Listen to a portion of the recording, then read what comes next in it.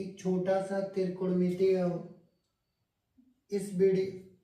आज के इस वीडियो के अंतर्गत हम क्लास 10वीं का त्रिकोणमितीय लेसन का यह एक छोटा सा प्रश्न हल करने वाले हैं। प्रश्न क्या दिया है, चलिए पढ़ के देखते हैं।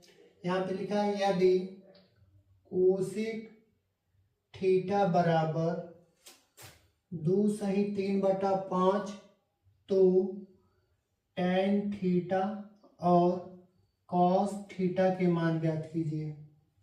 यह कोसिक का मान दिया हुआ है और हम लोगों से पूछ रहा है कि tan थीटा और cos थीटा का मान ज्ञात कीजिए। तो चलिए पहले इस प्रश्न को लेकर हम लोग हल करेंगे और दिखा देंगे कि tan थीटा और cos थीटा का मान क्या होगा। तो पहले हम यहाँ पे लिखेंगे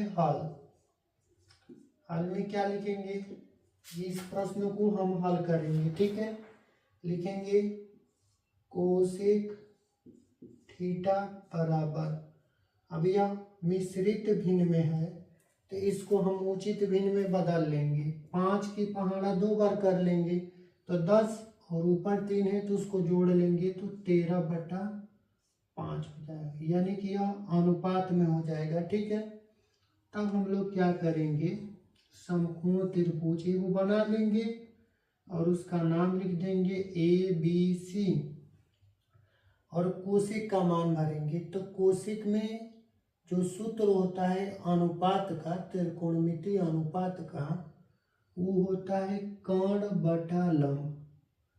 तो देखिए ये है हमारा कर्ण, तो कर्ण कितना दे रखा है 13, ए से सी तक जो दिया है हमारा कर्ण वो 13 है और लंब जो नीचे दिया है वो 5 है। अगर कोसिक का अनुपात पढ़ते हैं हम लोग तो कर्ण बटा लंब पढ़ते हैं, तो कर्ण ऊपर है और लंब नीचे है। अब क्या करेंगे, यह एक समकोण त्रिभुज है, ये हमारा लंब है देखिए, और यह एक समकोण त्रिभुज है। हमें इसमें आधार का मान ज्ञात करना है। कर्ण है, लंब दिया है, कर्ण दिया है और आधार का मान ज्ञात करना है। तो यहाँ पे लिख लेंगे समकोण त्रिभुज ABC में, यह एक समकोण त्रिभुज है। तो इसमें हम क्या करेंगे, तीसरा भुजा का मान ज्ञात करने के लिए पाइथागोरस प्रमेय लगा देंगे। यहाँ लिखेंगे पाइथागोरस प्रमेय से, पाइथागोरस प्रमेय, तो पाइथागोरस प्रमेय होता है कर्ण का स्क्वायर बराबर लंब का स्क्वायर और प्लस आधार का स्क्वायर। ठीक है, कर्ण के जगह पे देखिए 13 दिया है तो यहाँ 13 भरकर और यहाँ पे स्क्वायर है, यहाँ स्क्वायर लगा लेंगे बराबर लंब कितना दिया है 5, तो 5 और यहाँ पे स्क्वायर है तो स्क्वायर कर लेंगे प्लस आधार पे कुछ नहीं दिया तो यहाँ आधार भरेंगे और इसका स्क्वायर लिख लेंगे।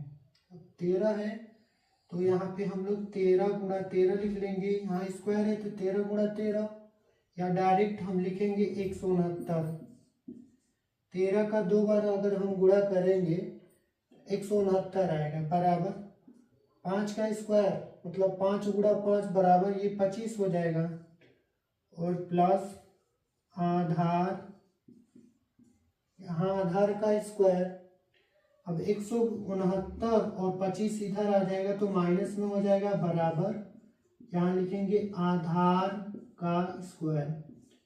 यहाँ 169 में से 25 घटाएंगे तो 144 आ जाएगा और बराबर लिख लेंगे आधार का स्क्वायर।